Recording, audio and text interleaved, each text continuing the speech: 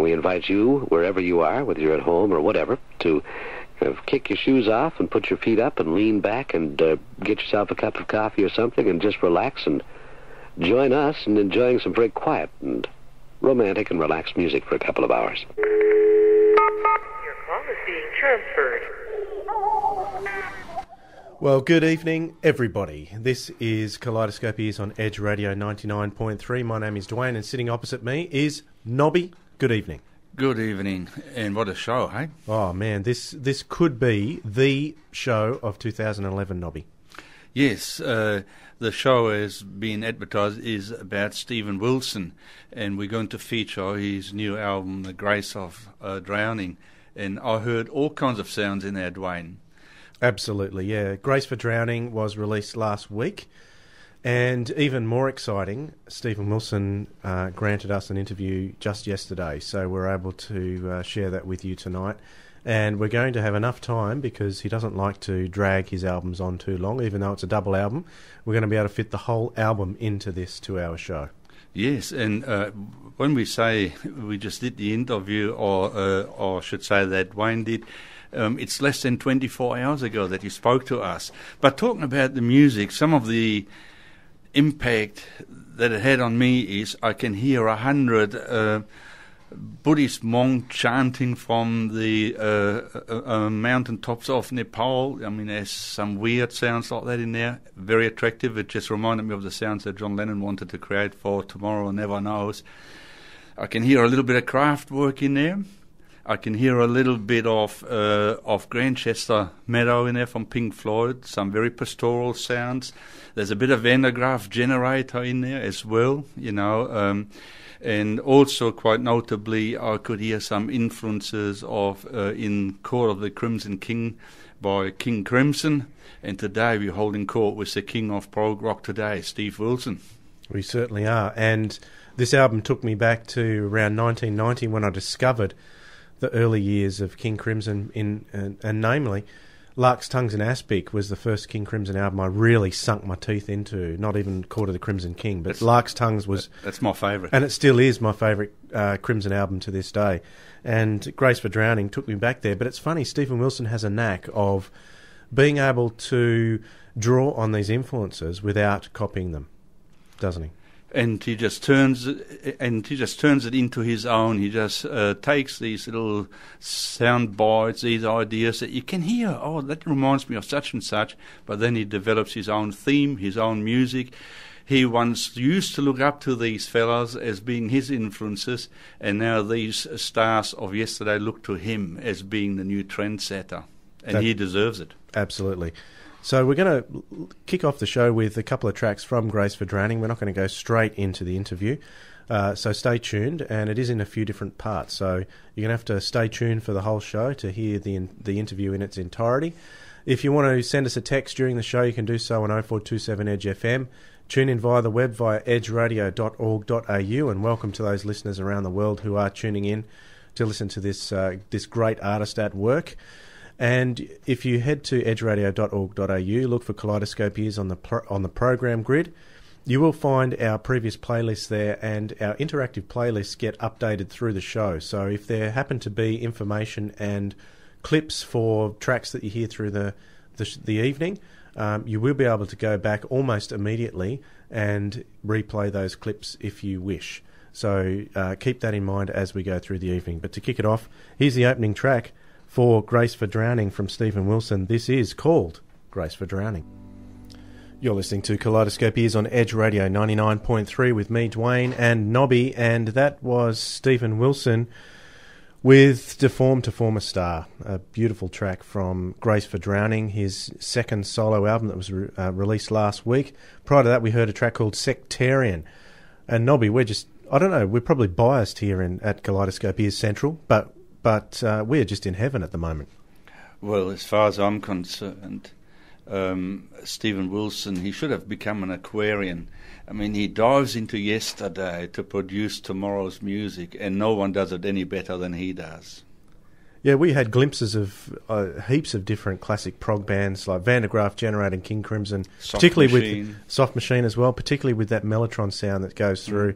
I haven't heard an album with such prolific Mellotron sound since that Astra album about 3 years ago now, or was it 2 years ago? Don't scare me. I think it was 3 years now, 2008, I'm sure. Yes, no, but yet it is just uniquely Stephen Wilson. You can't compare his music to anyone else in the world, even though he takes these influences on board. But as I said at the outset, then he creates pieces around it, just invents music that is just totally and uniquely Stephen Wilson. So I was very fortunate to be able to chat with him again. We've chatted with him a couple of times before on Kaleidoscope Ears, but he was kind enough to chat with me yesterday about his new album. So let's have a listen to some of that interview right now. Stephen Wilson, thanks for joining us once again on Kaleidoscope Ears. Thank you very much. Pleasure to speak to you, man. Stephen, it's been said that you are one of the hardest working musicians in rock music today. With all the projects you work on, including Porcupine Tree and Blackfield, as well as your solo material now, and your 5.1 surround projects for other bands, how do you find the time? I try to work pretty much every day of my life. I try to do something creative. And I don't feel right unless I've done something every day that I can say has been a part of a creative process. So it's not something that I think about a lot. It's not something I'm conscious of. It's something that other people kind of say to me. You're a workaholic, you work a lot and all this stuff. And I just think, well, it doesn't feel like work a lot of the time. Making music is kind of a privilege and a gift. And so I guess that's the answer to your question, that I work all the time because I'm hardly conscious in a way of it being work at all. Grace for Drowning was released last Monday, and you've been doing signings at record stores right around the UK. Are you finding there are still new fans discovering your music, or is the demographic the same? Is there any changes happening in that area?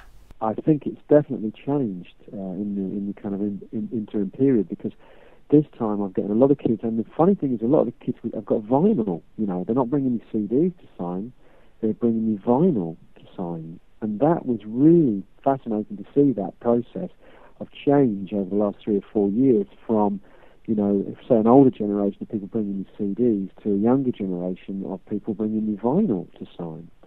Obviously very encouraging from that point of view. I purposely avoided reviews of the album over this week to have a completely unbiased experience on my first listen, and quite frankly it blew me away, more so than anything you've done since Fear of a Blank Planet. I haven't since found a single negative review so far either, so others have obviously felt the same as me. But because your musical style is so varied, do you ever release an album being concerned about the reaction, or is criticism not really a concern for you? Well, I think anyone that tells you they don't care what other people think is probably kidding themselves too. It's one of those things that I think you have to make the music in a way, in a very selfish way, in a vacuum, in a sense, that you don't become distracted by what perhaps you might perceive people are expecting to hear from you. But at the same time, once you finish the music and you kind of release your baby into the world, as it were, I think it's only natural to want other people, to get approval from other people. Having said that, like you, I deliberately have avoided, as much as possible, trying to read reviews and things, because I do find them distracting. And I think it's human nature that you can read 20 reviews of your album that are glowing, and then you read one review that's very negative, and that's the one that kind of sticks in your mind, So and I think that's human nature. That we don't like the idea that anyone might not, like us or would dislike us. So, and those things are upsetting. So I think initially, certainly, I try and avoid any of that because it's quite distracting. But of course, I'm doing signing sessions this week, so people are coming up to me and telling me I like the new album, or I wasn't sure about the new album, and not everyone digs it,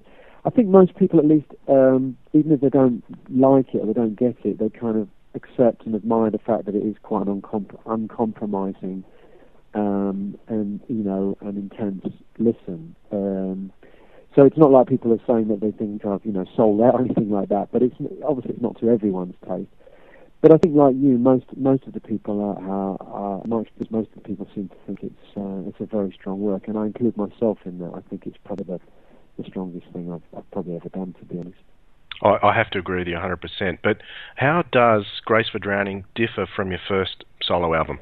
Well, the first solo record was very much rooted in the music that was happening when I was growing up. And I grew up in the 80s, and so I am in some ways a product of my youth, in the sense that the music that was going on around me was 80s music. And I particularly, at the time, like a lot of my friends, enjoyed the sort of so-called post-punk bands, you know.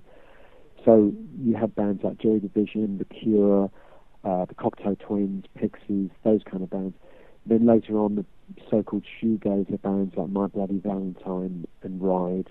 And I loved all that stuff, you know. So that was the music that was going on around me when I was a kid, and all the music that all my friends were pretty much listening to.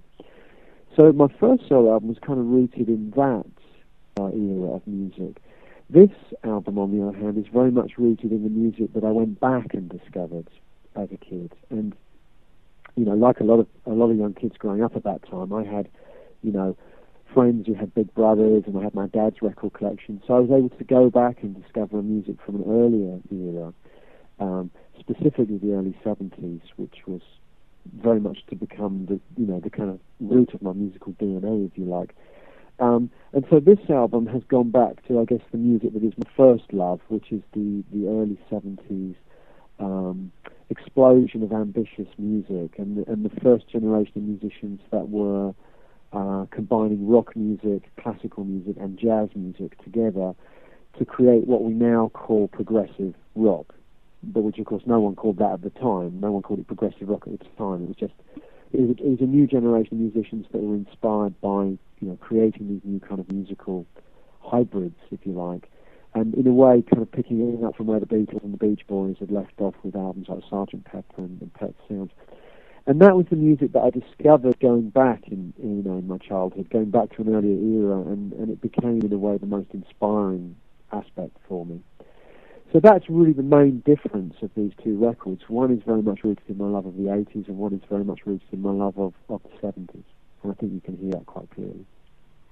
Lyrically, though, progressive music always, oftentimes, there's a concept in the lyrics. Is there? I haven't actually had time to sit down and go through it word for word, like I love to do with prog style records. Is there a concept in the lyrics of this one? Not really, no. I mean, every song is for me, it has quite a significant, you know, sort of lyrical subject, and it's quite meaningful, and it's supposed to be, you know, something that does have substance to it. But the answer to your question is there isn't a strand that runs throughout the whole album. The album is about, you know, generally speaking, it's dealing with lyrical subjects that I've dealt with many times before. You know, melancholia, breakup songs about serial killers and other strangely damaged people. So it's not exactly a smile fest. It's still quite a dark and melancholic record. But I don't think I've tried in any way to. Well, I know that I haven't tried in any way to tie all the songs together, at least lyrically. Musically, I think they make for a very satisfying musical journey. You know, the sequencing is very important to me. The flow of the record is very important to me, as always is the case with me. But one thing I haven't tried to do this time is to create a lyrical narrative, certainly. You've had heaps of musicians from a lot of the classic prog bands as guests on your past albums. You've had Alex Lifeson from Rush. He was guesting on Fear of a Blank Planet. You've had, in your time on various albums, at least 4 different members of King Crimson, including Robert Fripp himself. And now, on this album, Steve Hackett from Genesis. How do you feel, as a fan of these bands yourself, to have them as guests on your records? It's great for me. There's nothing more I love than to sit down with these guys and to talk about their back catalogue and the albums that I grew up with, and sort of try and understand a little bit more about, you know, where they were coming from when they were making those records, and what their influences were, and some of the studio techniques they were using. And that's fantastic, you know, and Steve's someone I met a couple of years ago, and we've become, you know, pretty good friends, and I think the most important thing for me is that it is a kind of mutual thing. So although I am a complete fanboy of their stuff, you know, and and I, would willingly admit to, being obsessive about the music they made in their kind of peak years, as it were. There's also a sense of respect I think they have for what I do, in the sense of taking that legacy and trying to do something more contemporary with it. So, in many cases, these people are there's a kind of equality there, and that's important to me. And in fact, most of them I've also helped them with their musical stuff too. I've remixed a lot of the King Crimson albums in surround sound, so I've worked closely with Robert on that, and I've worked also with Steve recently on his stuff. So there's a kind of mutual exchange, if you like, of ideas, and of course that's almost like a dream come true for me, because when I was listening to those records as a kid, it was almost something beyond my understanding of where this music came from and how these guys were thinking creatively. So it's been wonderful for me to try or to be able to kind of code a bit of that mystery, if you like, and I think you can probably hear on Grace for Drowning some of the things I have learned particularly from working with Robert on the Crimson catalogue, and being able to understand some of his creative motivations and some of the choices he made then, and how the records were made in terms of production and techniques, musical ideas. And that's definitely rubbed off on me, and I think it's one of the reasons why Grace is such a strong piece. You are listening to Kaleidoscope Ears. My name is Dwayne, and sitting opposite me is Nobby. That was Stephen Wilson with a track called Postcard from Grace for Drowning, his second solo album.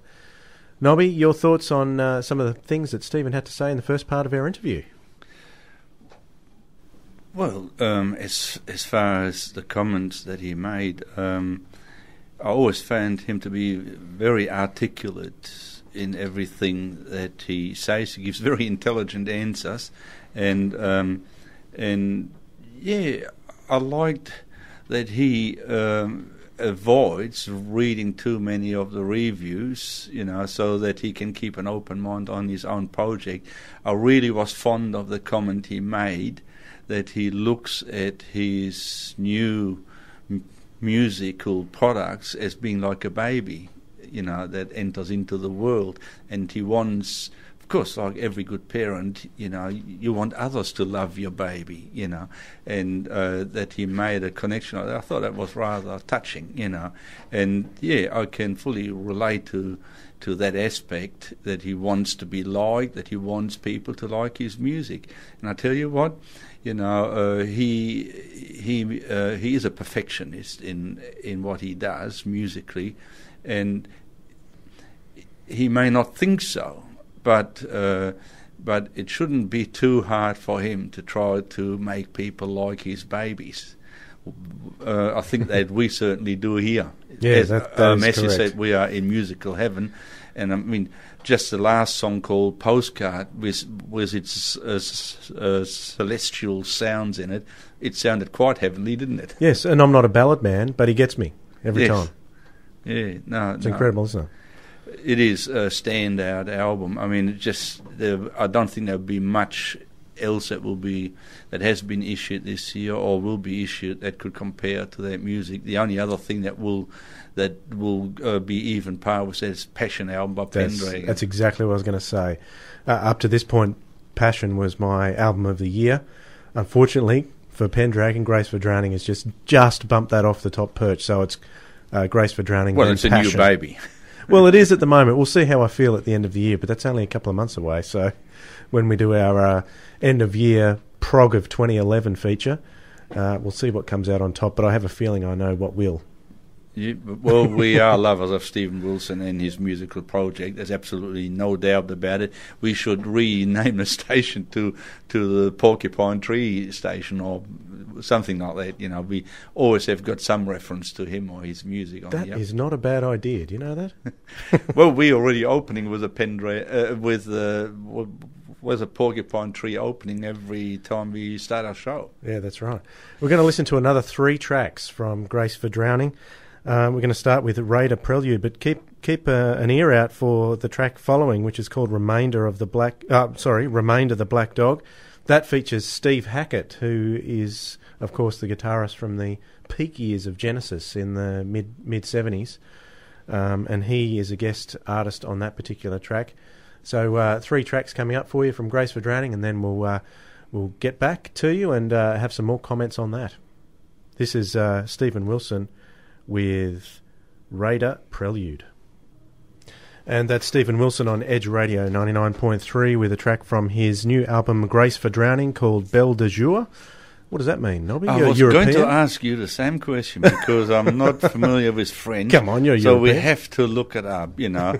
If it was Italian, I know it would have something to do with beautiful, but I don't know whether that's the same word used in French. Someone send us we'll a text. have to look it up. 0427-EDGE-FM is the text line. Tell us what Belle de Jour means so we don't have to research it. Thank you. Incidentally, folks, for all those that don't possess already the new album by Steve Wilson entitled Grace for Drowning, that was the first track of the second CD. Correct. It is a double CD, and we'll just about to thrill you with some more Steve Wilson stuff. Hand over to Dwayne for that. Yeah, let's have a listen to another snippet of our interview with him from yesterday. On your first solo album, you had, of course, Gavin Harrison as a guest musician.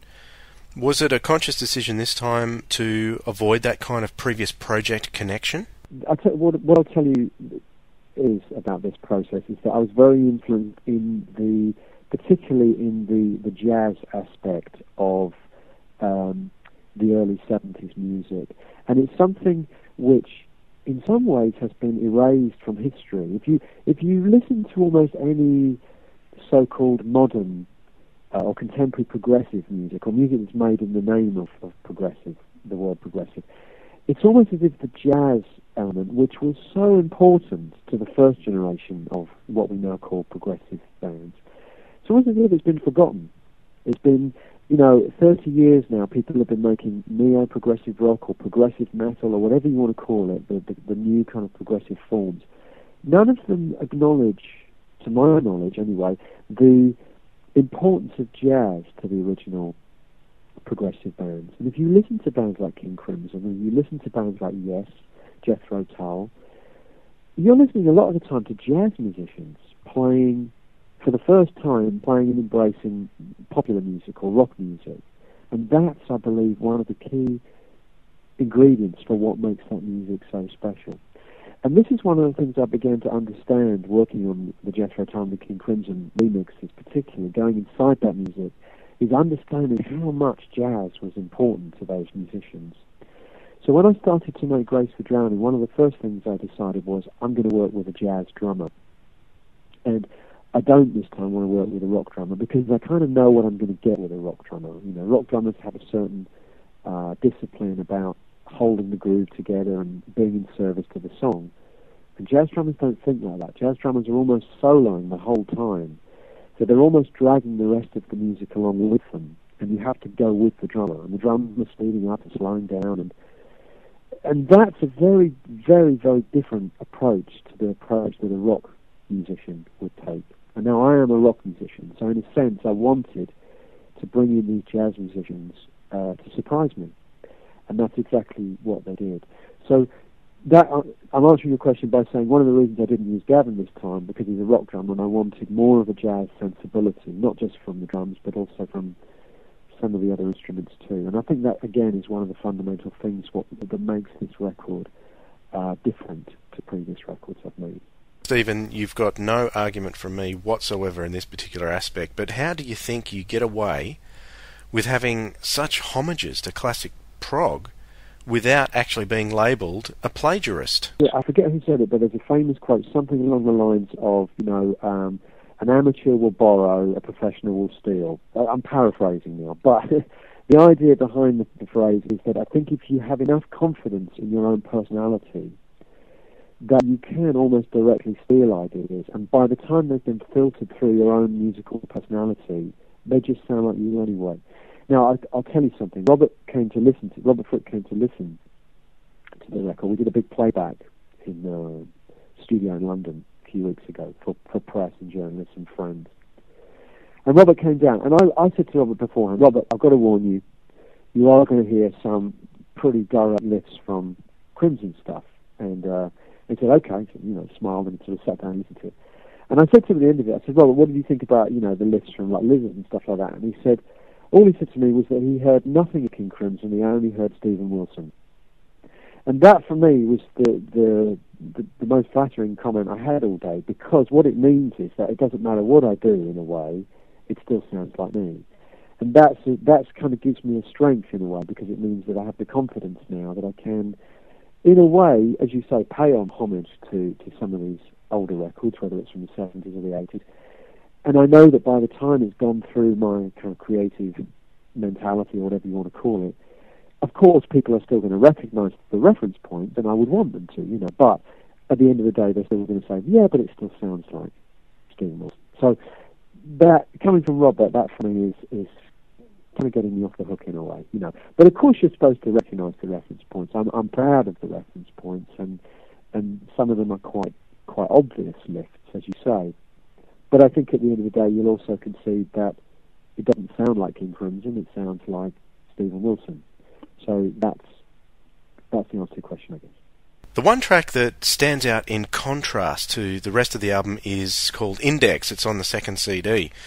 Can you tell me a little bit more about that track, and in particular, its obvious nod to Kraftwerk, unless I've got that completely wrong? That track is a little bit different to the rest of the songs on the record, because it's more based in industrial music, and there's also elements of dub in there.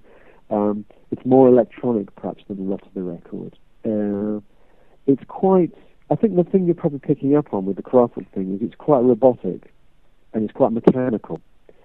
And it's about a guy that basically takes the collecting mentality to the extreme.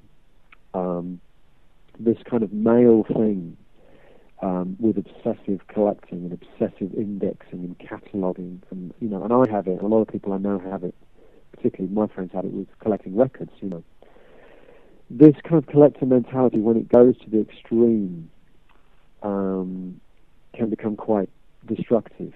And so the song is about, and it's sung and it's narrated by the collector extreme, the collector who even treats people as things to be collected, as things to add to his collection. And that kind of inability to empathise with other people because he sees them purely as objects for his own satisfaction. And of course that's something which is a very common in serial killers. Serial killers have this inability to empathise with the pain and suffering of other human beings. They see other people as merely things to be, playthings for them, effectively. So that collector mentality, when it kind of turns in on itself and becomes a very destructive element, is the subject matter of the song. And so the song is kind of delivered in a very kind of deadpan, mechanical fashion, and the music, I guess, kind of reflects that. So it does have a slightly more robotic sense, perhaps, than a lot of the music on the record. Most of the other music tends to be quite organic, and that's the exception, I guess. But I'm very proud of that song. Alienation and detachment, the kind of themes that have popped up in various projects in the past. Now, the video for Index, in true Stephen Wilson style, contains lots of creepy mannequins and dolls. What's your fascination with them? That kind of feeling of detachment and alienation comes into a lot of the music, and Index particularly, as I've just described to you, this idea about somehow being disconnected from other people and unable to empathise with other people. So the mannequins in the video represent that in a way, the presence of humanity, but only in a kind of superficial way, in a kind of imitation way. And I think again the idea that a lot of these people who are very dysfunctional, they almost look at other human beings as objects, not as people. So it's that idea of representing the rest of the human race, if you like, as something removed from oneself, that sense of alienation or disconnection from the rest of humanity. And dolls and mannequins are, in a way, the best visual kind of metaphor for that, I think, in a way. Because they're supposed to be fake human beings, they're pretend human beings, they're replacements for humanity, but they're just plastic, they're just shells in a way. Edge Radio 99.3, and Nobby and Dwayne with you tonight for Kaleidoscope Ears. That was Stephen Wilson with track 1 from Grace for Drowning, his second solo album, and the goosebumps are right on end there with that last bit of guitar.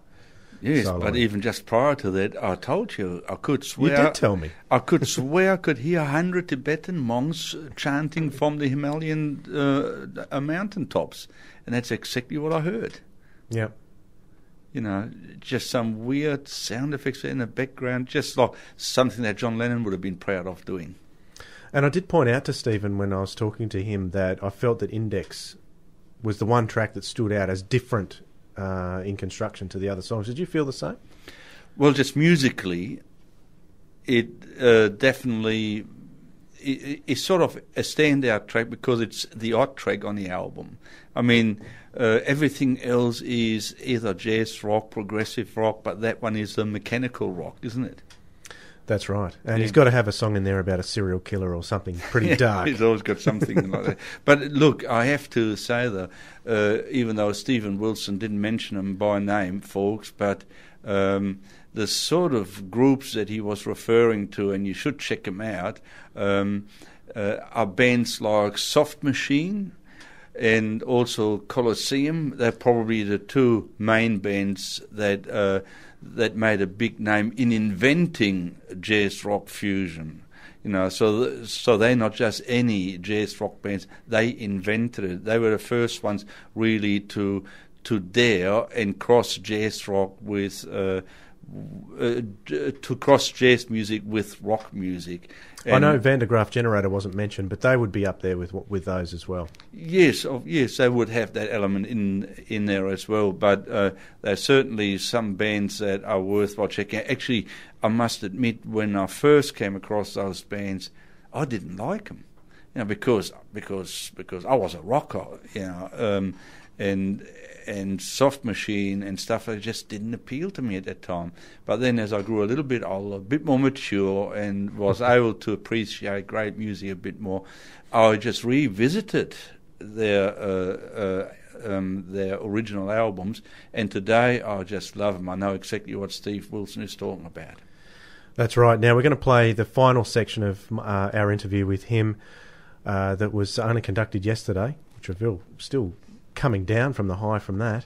Always exciting talking to your musical heroes, let me tell you.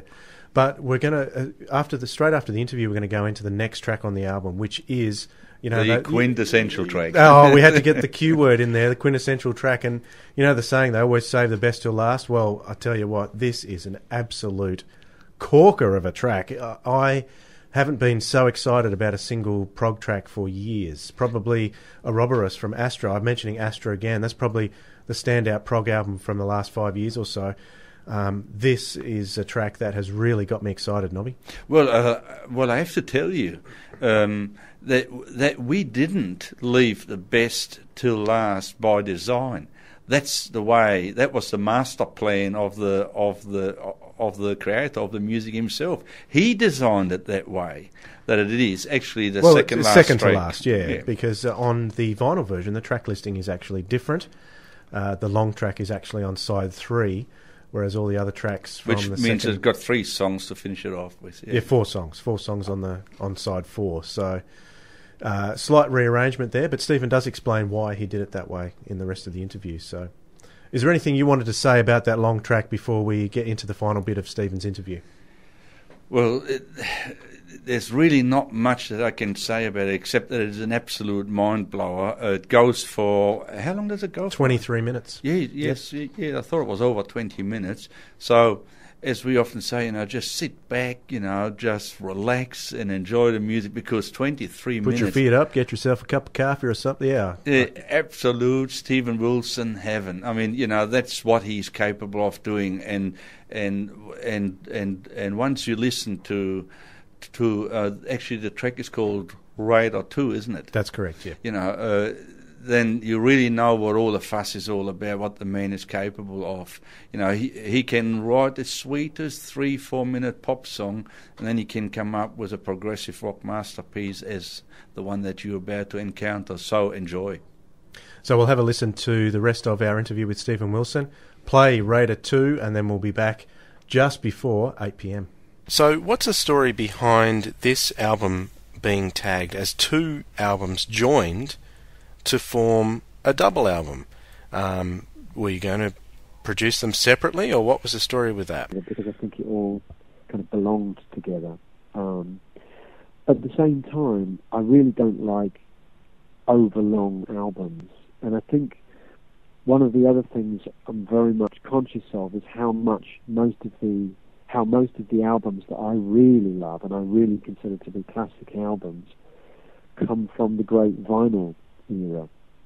And I don't think that's coincidence. I think there's been some great music made, since the CD and now the download era, but most albums these days, for me, they don't have the same sense of shape and sense of form and sense of continuity, or brevity for that matter. There's a lot of albums now that, because they can be 60, 70-minute long CDs, they are. And I think that's too much.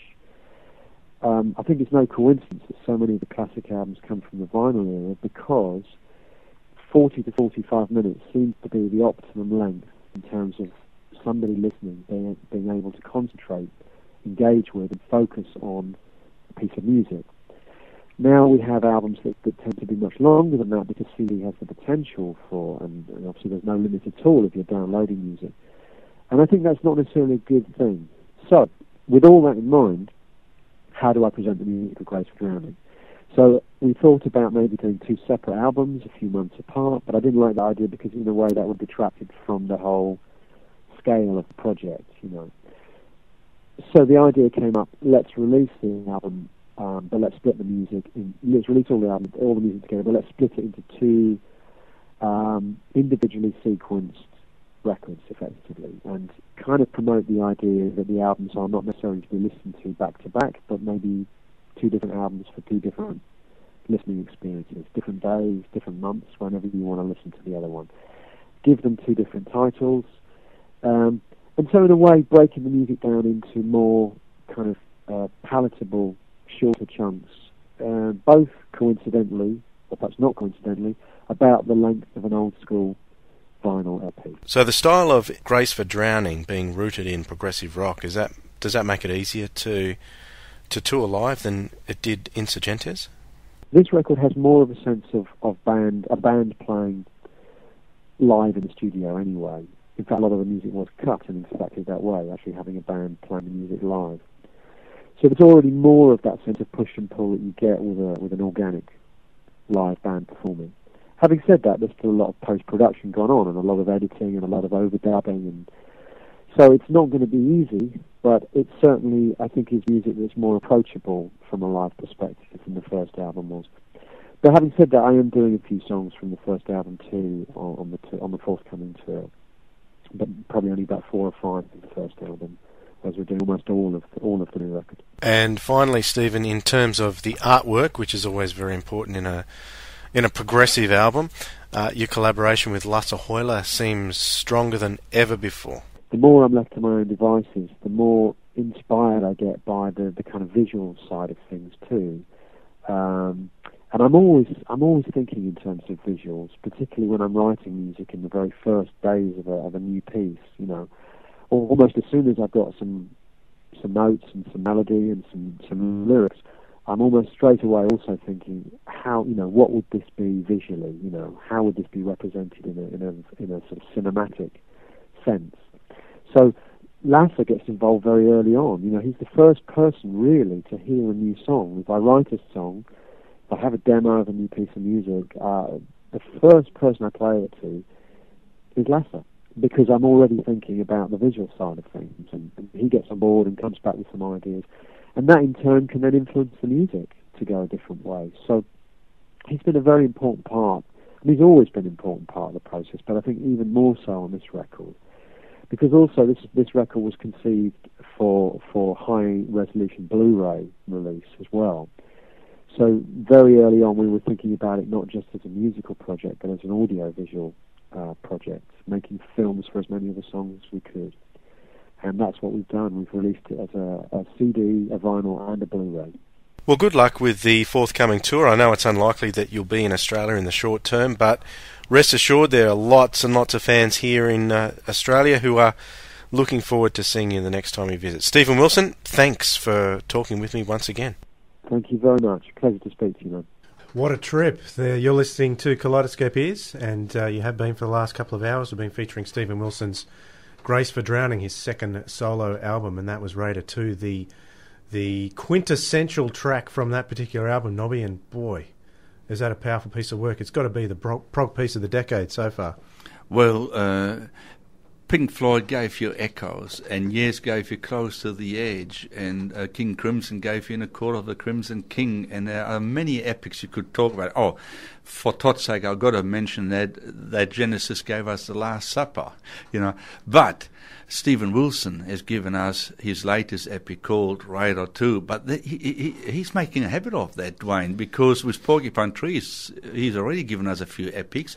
I can think of Voyage 34, The Sky Moves Sidewise. Anaesthetize, of course. And, of course, Anaesthetize. And, he just keeps churning them out like as if they were fish and chips.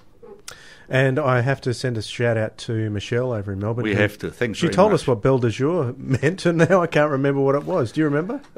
She explained to us it was Beauty of the Day. Beauty of the Day. So I wasn't that far off. That Belle could refer to something beautiful. And I also got an interesting request from Don, who would like me to play some John Denver. The answer, Don, is a definitive no. But then you got yes. Nobby going. He wants to do a John Denver show now. Because he's a great performer, great artist. He's got the most, captivating voice in a way. So because at Kaleidoscope Ears we put colour into music, so we take the colour from any musical field. So one day when Dwayne has a sickie, I will do a John Denver special for, who was it? Don. For Don. Yeah, thanks, Don. Much appreciated. We're going to send out the show this evening with the final track from Grace for Drowning, and it may be faded out, so make sure you grab yourself a copy. burningshed.com is the place you can grab a copy. Or all good record stores. He's so prolific around the world that his music is stocked in some of the retailers in this country as well. So that's good. Yes, and you just reminded me some facts and figures that Todd passed me by just as we were coming into the radio station. That the Grace for Drowning album is number 2 in the charts in Holland, and it's number 16 at the moment in the UK. But they haven't done their counting because the counting will be completed by this weekend. So check next week. It could be even a lot higher than number 16 even in the UK. How's that? I mean, for an uncommercial artist, he's getting quite commercial. It's incredible. Absolutely incredible. As for next week, I definitely need to feature Big Country's new single. I haven't done that on the show yet. That's going to happen whatever we do next week. So stay tuned to edgeradio.org.au, the program grid. Look for Kaleidoscope Ears, and or just the main page. We'll put something up advertising what we're going to do next week. Until then, good night, Nobby, and good night to all of you. And this is Stephen Wilson with his final track from Grace for Drowning. It's called Like the Dust. It's called Like Dust I Have Cleared from My Eye. Catch you next week.